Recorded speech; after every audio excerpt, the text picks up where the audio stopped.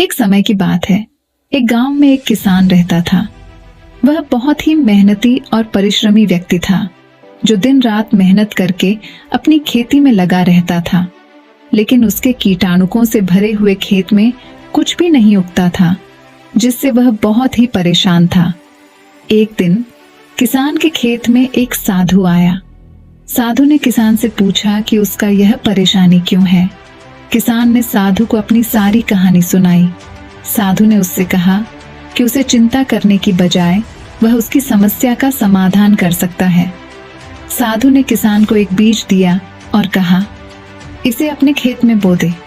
किसान ने साधु की बात मानी और उस बीज को धरती में गाड़ दिया। कुछ दिनों बाद किसान के खेत में एक सुंदर पेड़ उगाया। पेड़ पूरी तरह से खिला हुआ था और उसमें अनेक सारे फल लगे थे।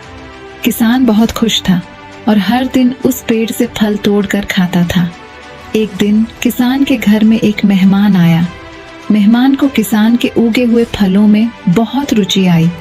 मेहमान ने किसान से उस पेड़ के बीज मांगे। किसान ने मेहमान को भी एक बीज दे दिया। मेहमान ने उसे अपने घर में बो दिया और उसकी देखभाल करने लगा। कुछ ही दिनों बाद मेहमान के घर में भी एक पेड़ उगाया, जिसमें बहुत सारे फल थे। मेहमान के फल भी किसान के फलों से कम नहीं थे।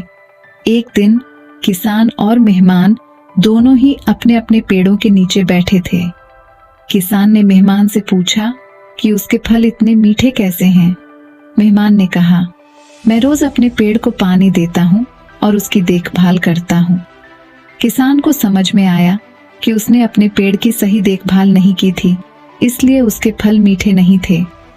किसान ने तुरंत अपने पेड़ की देखभाल करना शुरू की। वह हर दिन पेड़ को पानी देने लगा और उसकी सही देखभाल करता रहा। कुछ ही दिनों बाद किसान के फल भी मीठे हो गए। किसान ने समझ लिया कि मेहनत और लगन से ही सफलता मिलती है।